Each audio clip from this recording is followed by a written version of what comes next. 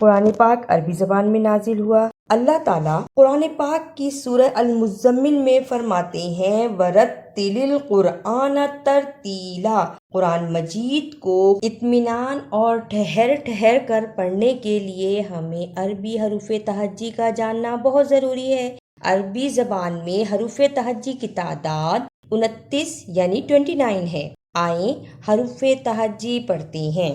الف، با، تا، ث، جیم، ح، خ، دال، ذال، غ، ظ، سین، شین، صاد، ضاد، طا، ظا، عین، غین، فا، قاف، کاف، لام، میم، نون، واو، ہا، حمزہ، یا۔